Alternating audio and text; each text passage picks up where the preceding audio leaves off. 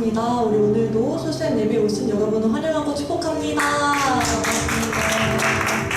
우리 함께 찬양으로 예배를 시작하도록 하겠습니다.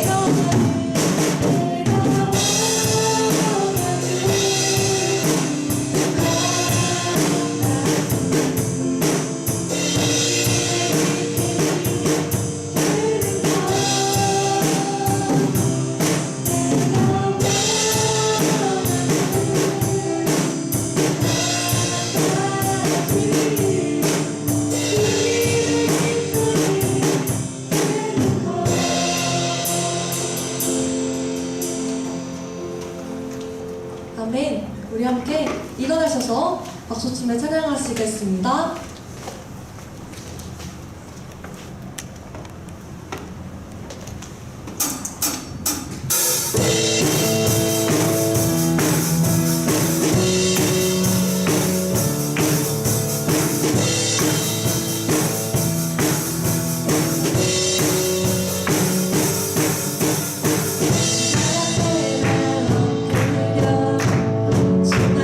간절히 원해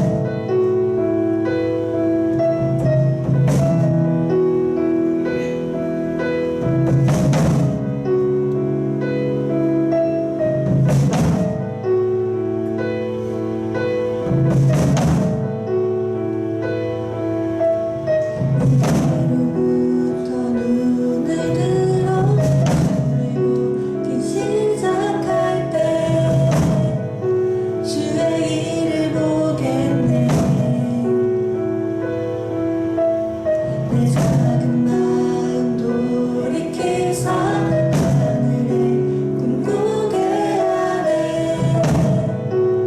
주님을 볼 때 내게로부터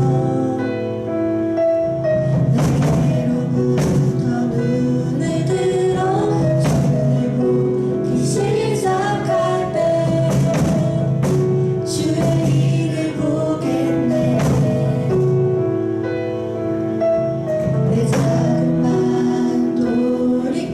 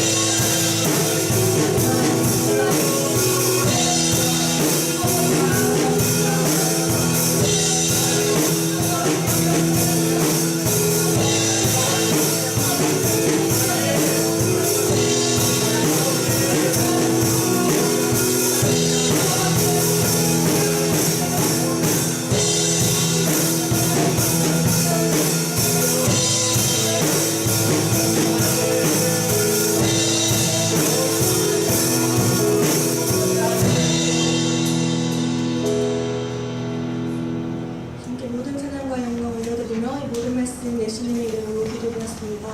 아멘. 이렇게 자리에 앉으셔서 사도신경 말씀으로 중앙 예배 마치겠습니다. 전능하사 천지를 만드신 하나님 아버지를 믿사오니 하나님 예수 그리스도를 믿사오니 이는 성령으로 잉태하사 인간과 너를 태어나시고 인주로 그라들께 구원을 받으사 십자가에 못 박혀 죽으시니 장사한 지기사 너를 죽은 자 가운데서 다시 살아났으니 하늘에 오르사 전능하신 하나님의 날짜를 시작하여 저로서 산자와 죽은 자를 심판하고 오시고 성령을 믿사오며 거룩한 공의와 순종으로 일어나는 것과 죄를 사하시는 것과 몸이 다시 사는 것과 영원히 사는 것을 믿사옵나이다. 아멘.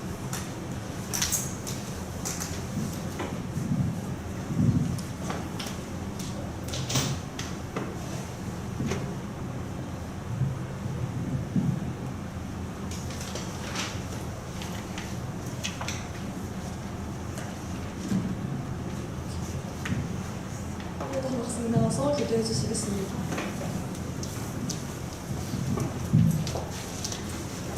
할렐루야. 거룩하신 주님께 사랑과 영광을 올려드립니다. 지난 한 주 동안 은혜 주시고 모두를 예배로 인도해 주심에 감사드립니다.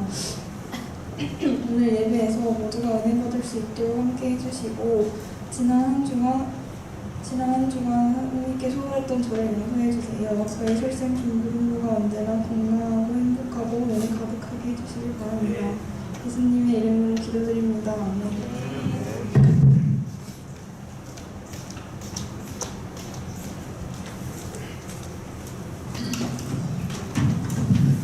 할렐루야. 오늘 말씀 보도록 하겠습니다. 오늘 말씀은 이사야 55장 7절 우리 한 절의 말씀입니다.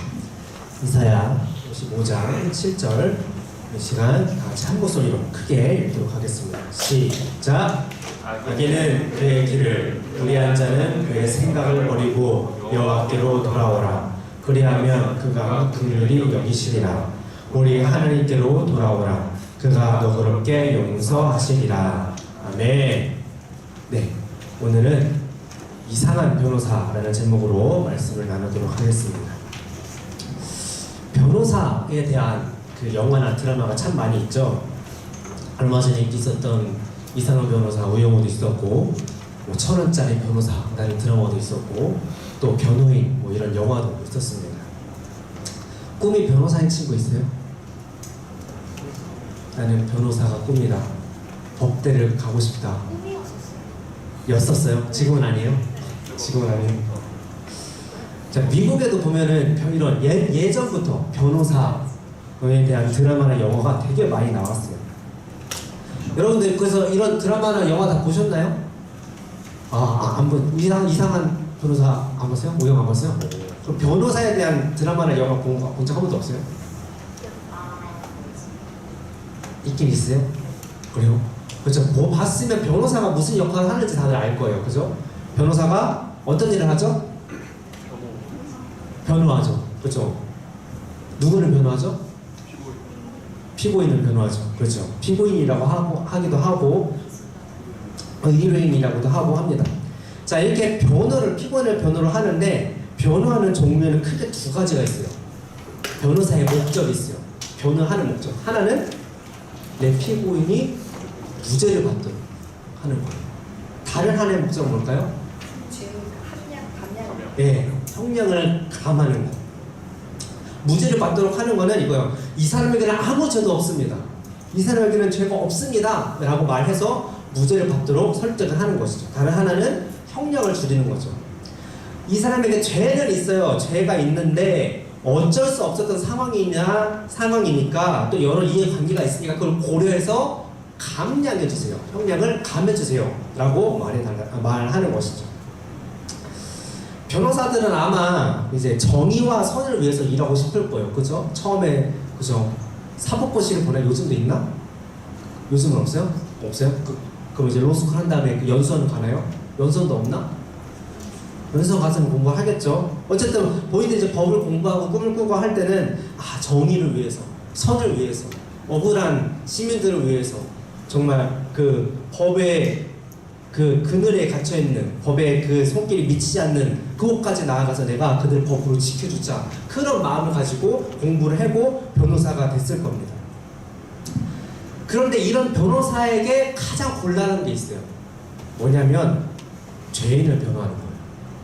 그렇죠? 피고인이 무조건 피해자가 아닙니다.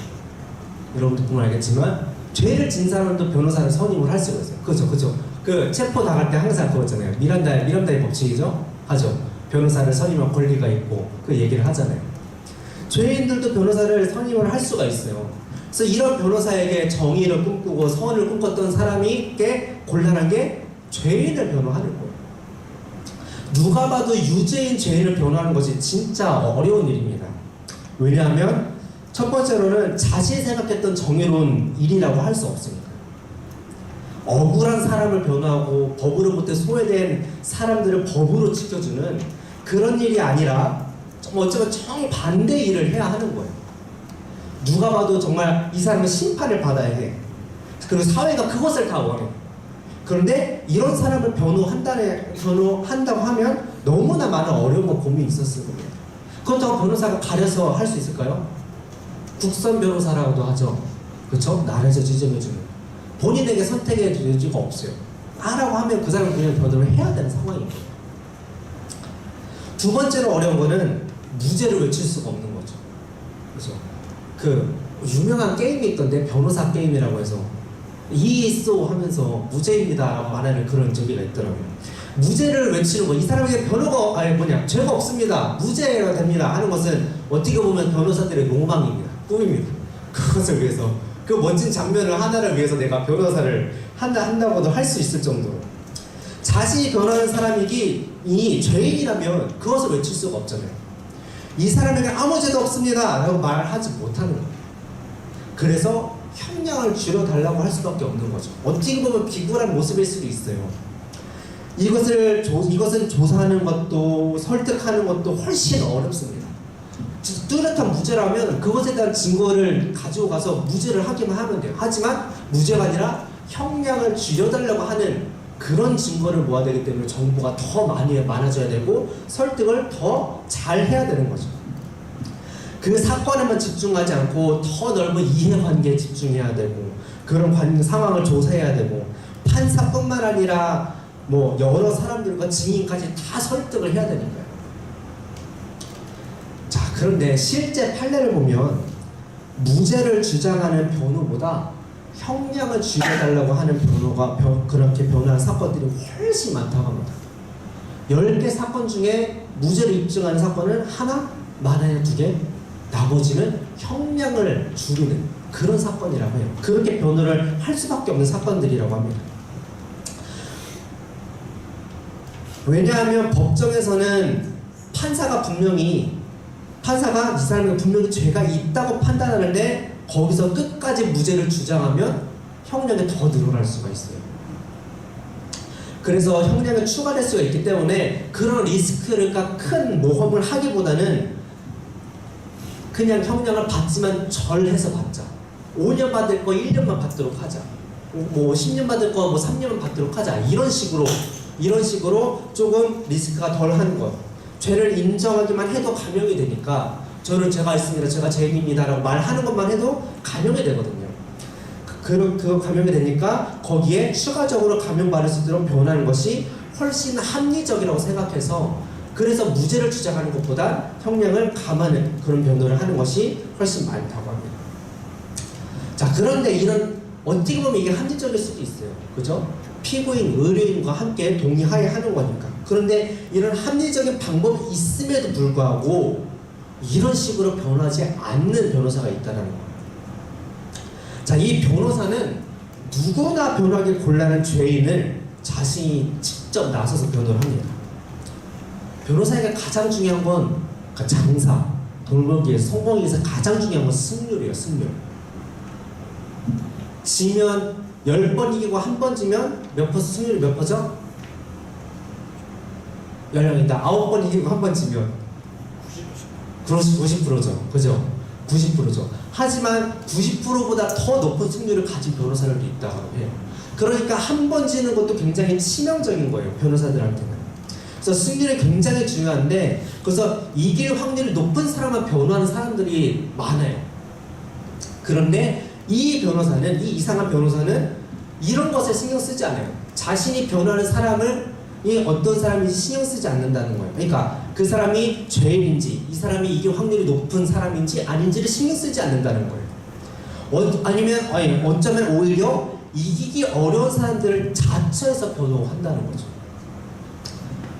그렇다고 국선 변호사냐? 그것도 아니에요. 또 독특한 것은 이 사람의 형량을 줄이려고 변호하지 않아요. 무조건 무죄만을 외칩니다. 형량을 줄이는 것은 목적으로 하지 않습니다. 무조건 무죄입니다. 이 사람은 무죄입니다. 이 사람은 무죄입니다. 굉장히 무모한 거죠. 이런 변호사가 있다고 합니다. 누굴까요?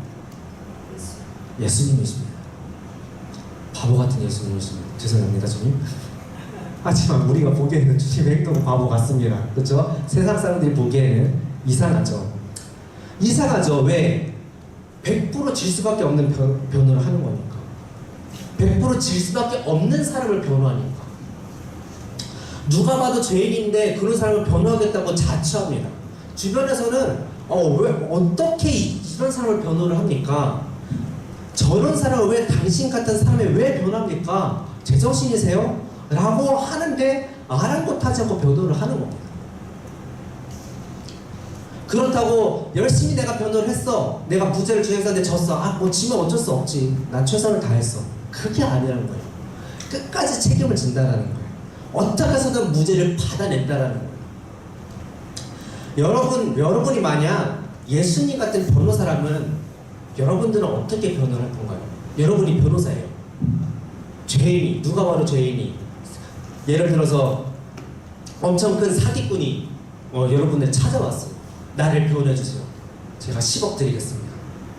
그래서 여러분이 변호를 맡기로 했어요. 그럼 여러분 어떻게 변호할 거예요?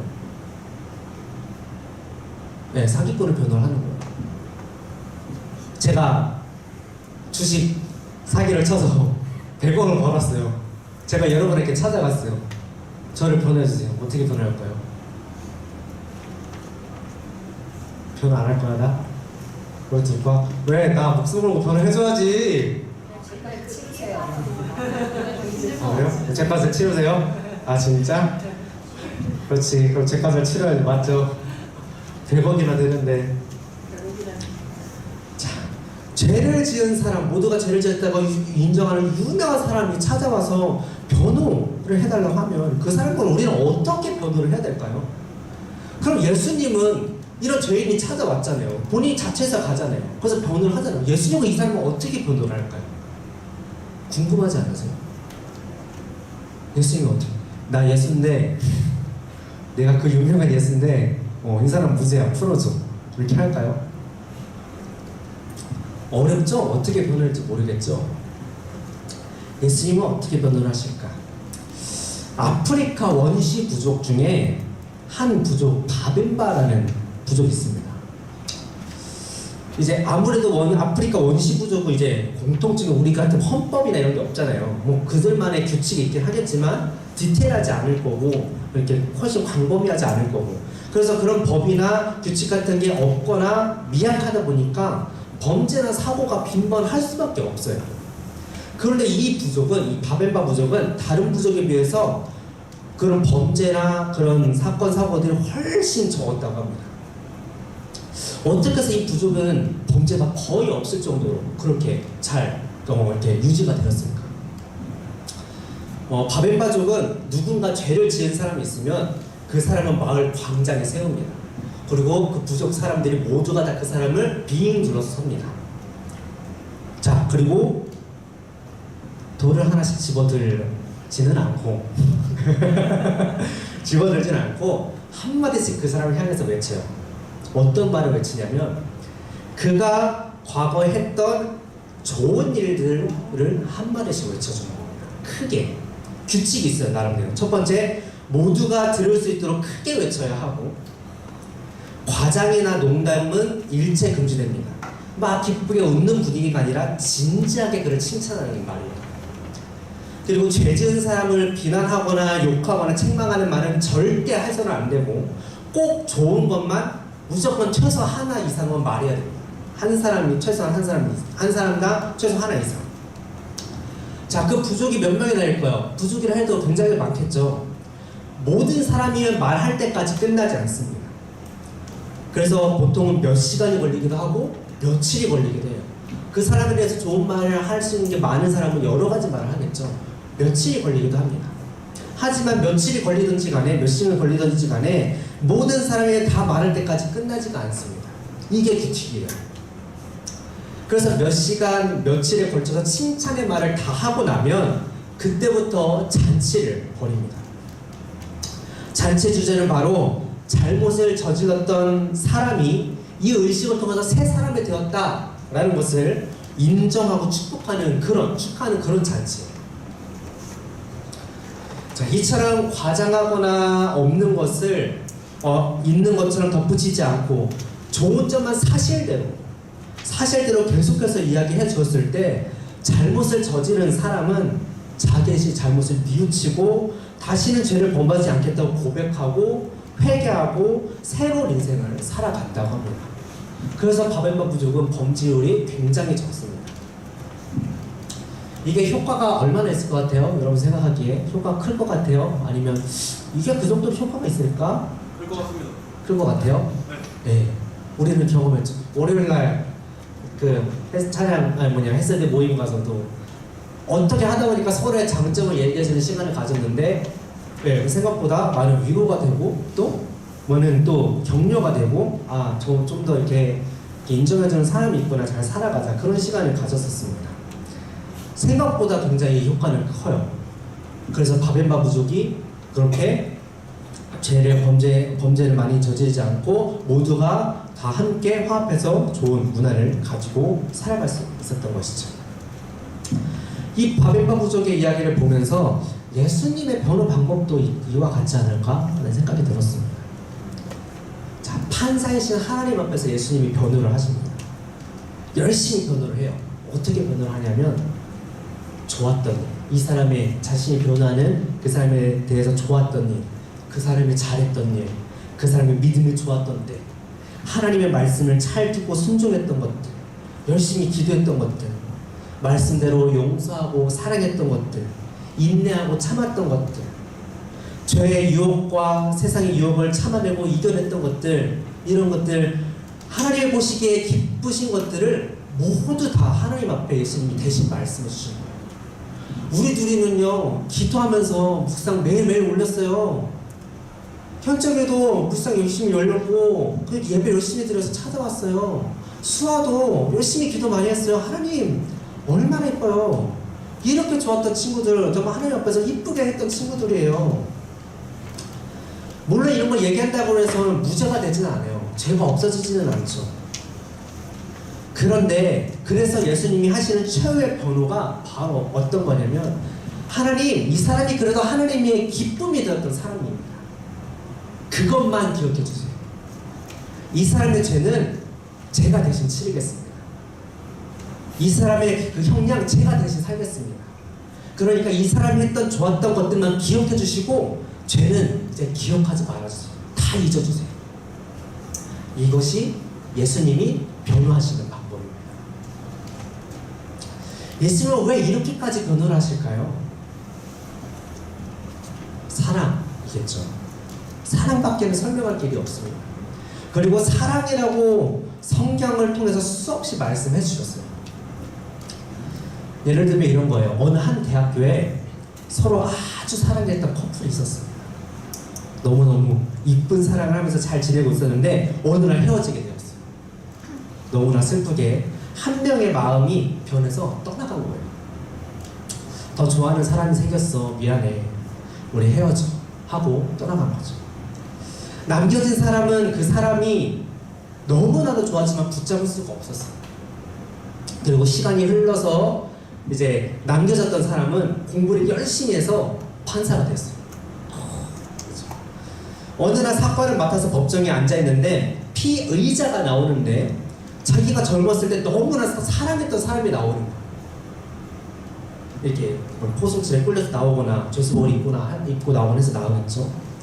이 판사는 그 사람을 아직도 여전히 너무 사랑해요. 비록 자신이 이미 결혼하고 나이도 들고 가족도 이루고 했지만 그 이성적인 사랑을 뛰어넘어서 이제 본인이 정말 아꼈던 그 한 사람의 사랑, 그 사람을 여전히 너무나도 사랑했는데, 그런데 제목이 너무나도 명확해서 자신이 봐줄 수가 없는 거예요. 너무나 사랑을 나누면서 봐주고 싶은데 무죄를커녕 선처조차 할 수가 없는 상황인 거예요. 유죄를 판결하고 형량을 줄 수밖에 없는 그런 상황인 거죠. 얼마나 슬프겠어요. 근데 자기가 판사잖아. 개인적인 감정으로 이거 할 수가 없는 거잖아요. 그래서 그렇게 가슴 아파하는 이런 상황을 잘 알고 있던 판사의 아들이 직접 자신이 나선 겁니다. 나서서 그 앞에 서서 그 피해자를 자신이 변호를 하기 시작하는 거예요. 그 사람이 했던 좋은 일 했던 것들, 선한 일 했던 것들, 남을 도왔던 것들, 정직하게 살았던 것들, 사회에 공헌했던 것들, 피해자가 살면서 했던 좋은 일을 다 말해주는 거예요. 그리고 이렇게 말합니다. 판사님, 아니 아버지, 이 사람 이렇게 좋은 일 했던 사람입니다. 아버지가 사랑했던 이렇게 좋은 사람입니다. 이것만 기억해 주세요. 그리고 이 사람의 죄에 대한 판결은 제가 받겠습니다. 그 형량 제가 대신 지겠습니다. 제가 대신 수감 당하겠습니다. 제가 대신 죽겠습니다. 라고 말을 하는 거죠. 판사가 너무나도 사랑한 사람, 그리고 그 판사를 너무나 사랑한 아들, 그리고 판사가 사랑하는 조차도 사랑하는 이 아들, 이거는 이 이야기는 처음부터 끝까지 사랑이라는 말로밖에는 이해할 수가 없는 것입니다. 판사가 누굴까요? 하나님이시죠. 변호사는 누굴까요? 예수님이십니다. 그리고 판사 앞에, 그 심판대 앞에 서 있는 사람은 바로 죄인들 우리입니다. 판사이신 하나님이 사랑하는 우리를 심판을 해야 돼요. 아무리 우리를 사랑하신다 해도 심판을 안 하실 수가 없어요. 아무리 사랑하는 우리라고 해도 판사가 법을 무시하면서까지 선처를 할 수가 없는 그런 상황인 거예요. 그만큼 심판이라는 것은 우리가 어떻게 그걸 가지고 유도리 있게 할 수 있는 것이 아닙니다. 그것이 율법이기 때문이죠. 하나님은 법대로 하시는 판사시니까요. 그래서 이 상황을 가장 잘 아는 판사의 아들 예수님이 사랑하는 우리를 변호해 주시는 거예요. 그리고 법대로 받는 심판을 예수님이 우리 대신에 받으시는 거예요. 이것이 하나님과 예수님과의 정말 서로 사랑하는 아버지와 아들이 서로 동의하에 합의하에 우리를 위해서 행해 주신 일이란 것이죠. 오늘 말씀 9절에 이렇습니다. 악인은 그의 길을, 불의한 자는 그의 생각을 버리고 여호와께로 돌아오라. 그리하면 그가 긍휼히 여기시리라. 우리 하나님께로 돌아오라. 그가 너그럽게 용서하시리라. 사람의 운명을 바꾸는 것은 벌과 심판과 책망이 아닙니다. 혼을 내고 매를 든다고 해서 사람이 바뀌지 않습니다. 사람을 바꾸는 것은 사랑입니다. 혼을 내고 매를 드는 것은 일시적으로 바꿀 수 있지만 근본적인 것이 바뀌지가 않아요. 용서하는 사람, 허물을 덮고 사랑하고 위에서 눈물로 그의 장점을 이야기할 때 오히려 그 사람의 근본이 변하게 되는 거예요. 그래서 주님은 우리를 주님께로 부르시는 겁니다. 여호와께로 돌아오라. 죄인인 모습을 가지고 하나님 앞에 나아가는 것은 무섭고 두려운 일이지만 그래도 우리가 갈 수 있는 이유는, 그럴 수 있는 힘이 있는 이유는 예수님이 우리를 변호해 주신다는 믿음 때문이에요. 그래서 우리가 아무리 어떤 죄를 지었다 하더라도 예수님과 함께 예수님을 의지해서 하늘께 나아갈 수가 있는 것입니다. 그럴 때 예수님이 우리를 사랑으로 변호해 주시고 우리를 대신해서 형벌 당하심으로 너그럽게 용서하시리라, 우리를 용서해 주시는 거예요. 여러분은 하나님께 나아가시길 바랍니다. 무슨 일이 있어도 내 마음이 어떤 상황이더라도 하나님께 나아가세요. 근데 그냥 나아가지 말고 예수님 의지해서 나아가세요. 나에 대해 좋은 것들만 말씀해 주시는, 이런 좋은 점이 있어요, 이런 거 잘했잖아요, 그렇게 우리의 장점과 좋은 점들 가지고 최선을 다해서 우리를 변호해 주시는 그 예수님을 의지해서 예수님의 이름으로 회개하고 뉘우칠 때 하나님의 사랑, 예수님의 사랑으로 우리가 변화를 낼 겁니다. 그리고 또 우리가 기억해야 할 것은 우리도 예수님처럼 해야 된다는 거예요. 예수님이 좋은 점들을 말해주면서 변해주셨던 것처럼 바벨바부적인 좋은 일들을 외쳤던 것처럼 우리도 우리 친구, 가족, 이웃 그들에게 좋은 점들을 말해주고 그들이 했던 좋은 일들을 생각하는 겁니다. 내가 정말 용서할 수 없는 정말 너무나도 미운 사람일수록 그 사람에 대해서 더 좋은 점들을 쥐어짜는 거예요. 미워하는 사람을 향해서 그 사람이 좋은 일들이 뭐 얼마나 많이 생각나겠어요. 하지만 그래도 우리가 정말 자세히 보다 보면 그 사람의 좋은 일들이 보일 겁니다. 우리가 그것을 좋은 일을 생각하고 우리 스스로 자신에게 말해주고 또 그 사람에게도 말해주면서 그 사람을 향한 우리의 마음이 변화되고 그 사람도 변화될 수 있도록 우리를 통해서 변화될 수 있도록 하는 거죠. 그것이 사랑이고 이 사랑으로 변화될 수 있는 거예요.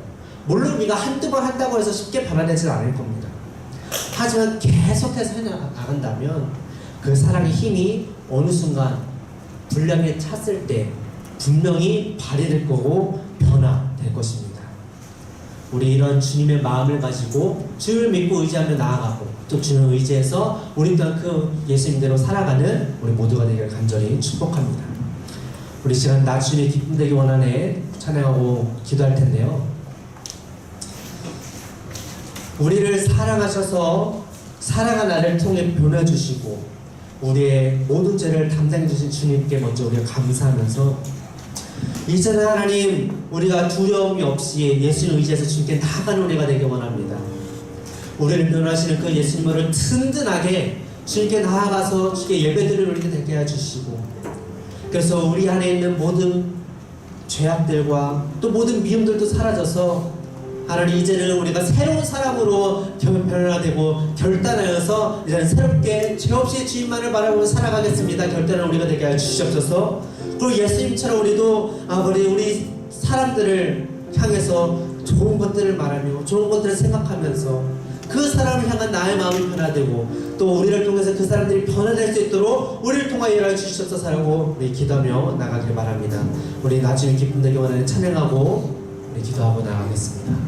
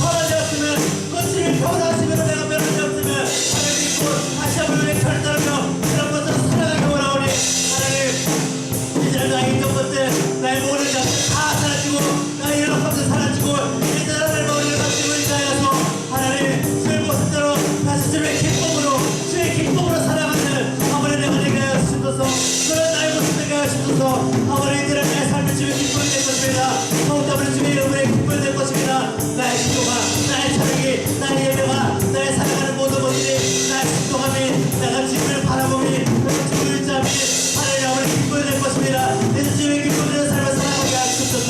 주님만을 바라보며 살아가는 우리의 모습 되게 하시옵소서. 나의 모습 되게 하시옵소서. 그 아버지 주님만을 바라보며 나가게 하시옵소서.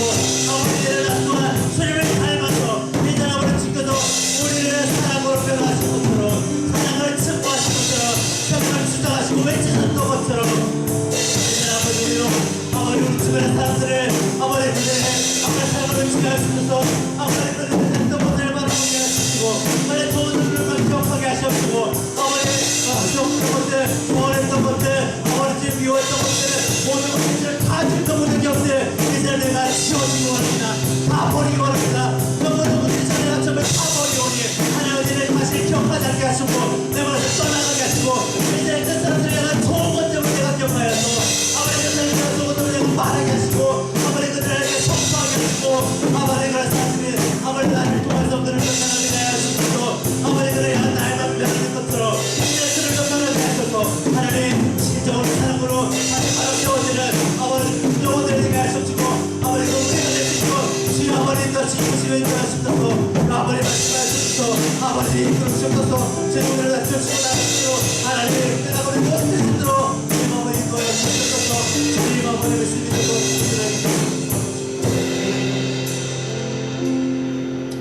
우리를 사랑하시는 주님 감사합니다.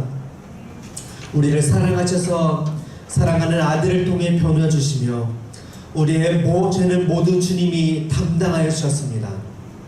그래서 우리의 좋은 것들만 남게 되었습니다. 이제 우리에게 두려움이 없습니다. 예수님이 우리를 변호해 주시니 하나님께 나아갈 수 있습니다. 우리를 사랑하시고 변호해 주시는 예수님의 이름으로 기도하고 예수님의 의지에서 예배하며 살아가게 하여 주시고 우리를 주님이 변호하셨던 것처럼 우리도 우리 친구들, 가족, 동료, 이웃들이 미울지라도 그들의 좋은 것만 기억하고 말하게 하여 주시옵소서. 그럴 때 그들을 향한 사랑의 마음이 생기고 그들을 위해 기도하는 마음이 있을 줄 믿습니다. 또한 우리를 통해서 그들이 변화될 줄 믿습니다. 주님 놀라운 역사를 통하여 이루어 주시옵소서. 감사드리며 예수님의 이름으로 기도드립니다. 아멘. 우리 돌아서지 않는 찬양하면서 준비하신 힘을 드리도록 하겠습니다.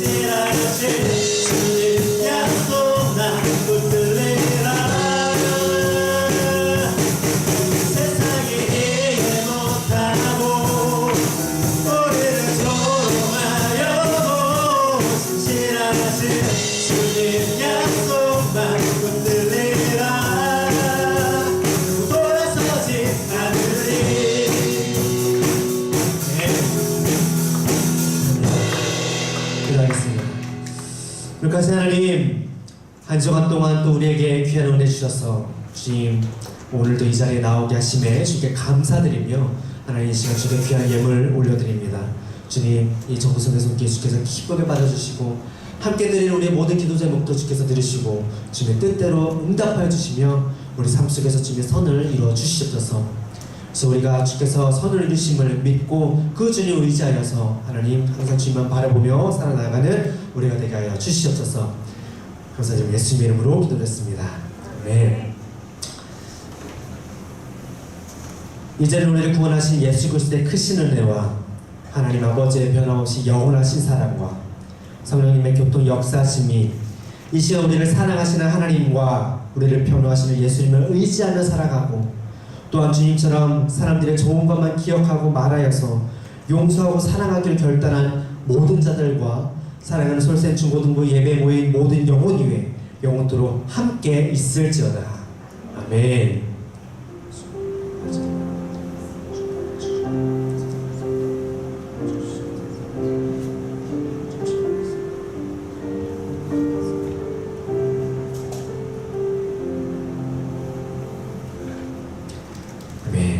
네, 지금은 광고 시간입니다. 이해된 학생 나와서 좀 광고상 전달하겠습니다. 솔쌤 매일 큐티 내일 아침 단톡방에 올려주시니까 아멘 써서 보내주시고 슬기로운 감사생활도 조성주 들어가니까 감사한 일 생기면 많이 해주세요. 그리고 기도모임 매주 토요일 7시 오후 매주 토요일 오후 7시에 하니까 많이 와주세요. 네. 그리고 VIP 카드 오늘 가져와서 작성하고 내일 제출해주시고 종교인 한마음체육대회 10월 8일 오후 1시 도봉동 실내 스포츠센터 체육관에서 합니다. 그리고 학생 위원회의 점심 식사 후 1시 배델 성전에서 하고 다음 주 대표 기준은 채윤 학생